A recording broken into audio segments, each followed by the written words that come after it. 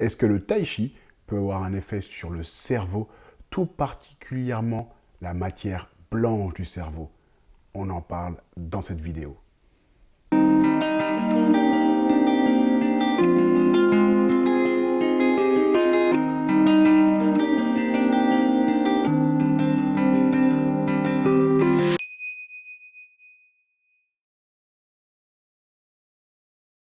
Bonjour et bienvenue sur la chaîne Médecine Corps Esprit. Aujourd'hui, on parle d'une étude qui est sortie en 2018 et qui essaie de savoir si le tai chi a un effet sur la matière blanche du cerveau. Cette étude, je vous la montre sous les yeux.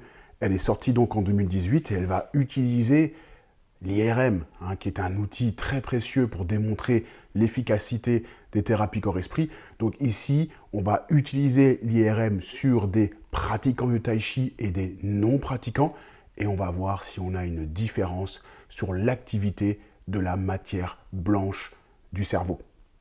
Alors quand je dis souvent aux gens que je fais du tai chi, il y a souvent des questions, les gens ne savent pas, ils connaissent le yoga, qigong, bof, tai chi, ils ne savent pas. Donc le tai chi, c'est un art asiatique, considéré comme martial, ou plutôt on va dire comme un art interne. On parle souvent de gymnastique douce, et c'est une pratique qui peut se faire soit seule, comme on l'a vu avec les deux précédentes photos, soit c'est un art qui se pratique à plusieurs en groupe. Et ça, c'est intéressant pour l'effet social parce qu'on va se réunir 1 à 2 fois par semaine et on va pouvoir le faire ensemble. D'ailleurs, c'est encore mieux lorsqu'on le fait dans un parc à l'air libre. Là, c'est encore plus intense. Mais voilà, c'est ça le tai chi. Donc, on peut évidemment, il y a plein de définitions. On peut rajouter par exemple la lenteur et le relâchement. Ça, c'est vraiment une composante très importante dans le tai chi. On veut faire rentrer l'esprit, donc l'attention dans le corps, et on veut être lent et essayer de se relâcher au maximum, de relâcher les tensions du corps au maximum. Et ce qu'on peut dire depuis 50 ou 60 ans, c'est que la science démontre des effets bénéfiques sur la santé qui sont nombreux. Et chaque année, on va avoir un nombre d'études qui va être supérieur que l'année précédente. Ça, c'est le cas depuis au moins 20 ou 30 ans. Donc, il y a un intérêt scientifique important parce que les preuves s'accumulent sur son efficacité pour traiter parfois des pathologies, mais aussi pour les prévenir.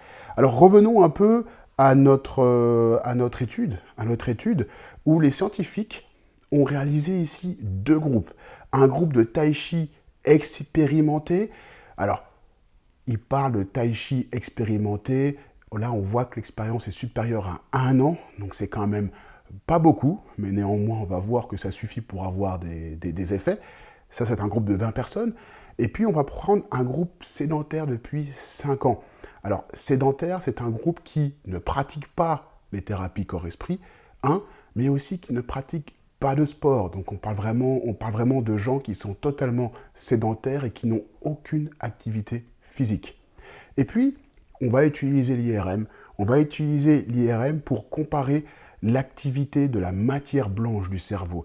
Alors, vous savez, des fois, lorsqu'on regarde ces études-là, peut-être j'ai pas mis de schéma, mais on voit des coupes dans le cerveau avec l'imagerie IRM et puis on voit des zones qui se colorent parce qu'on arrive à concentrer l'IRM sur certaines zones du cerveau et on voit des zones se colorer et on arrive à faire la différence entre différents groupes ou différentes personnes. C'est ce qui a été utilisé dans l'étude pour mettre en évidence une coloration de l'activité et donc l'activité de la matière blanche du cerveau.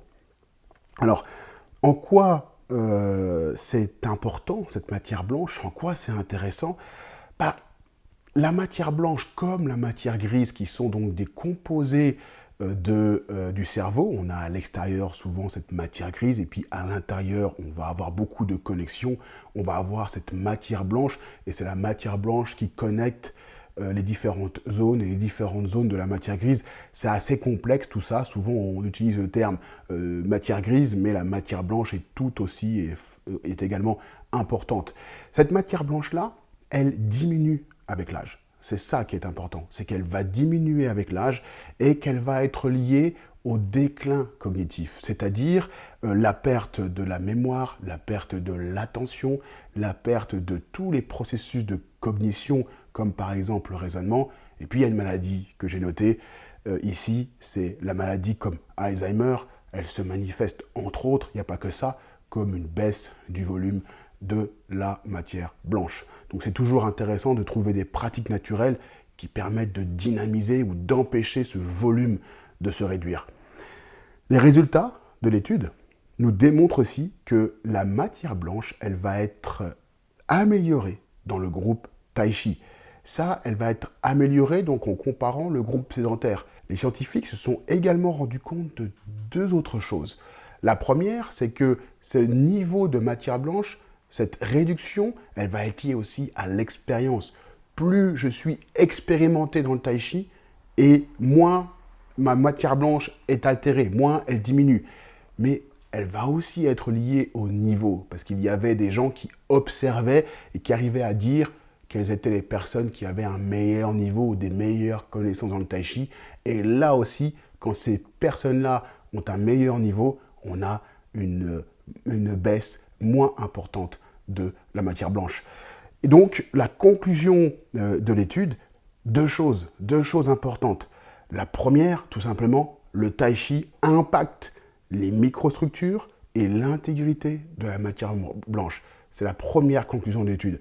La deuxième, et encore peut-être plus importante, c'est que la pratique peut être une option pour prévenir la dégénérescence de la matière blanche. Et comme je vous le disais tout à l'heure, ce qu'on cherche à savoir et ce que les scientifiques cherchent à démontrer toujours, c'est l'impact de ces thérapies corps-esprit qui coûtent pas cher pour la santé et pour prévenir certaines pathologies liées au déclin cognitif, liées donc au vieillissement du cerveau. Voilà, c'est tout pour aujourd'hui. N'hésitez pas à nous soutenir. Vous pouvez nous soutenir en commentant, en aimant la vidéo, mais également en la partageant. Moi, j'ai plus qu'une chose à vous dire, comme d'habitude, pratiquez et à très vite pour d'autres contenus.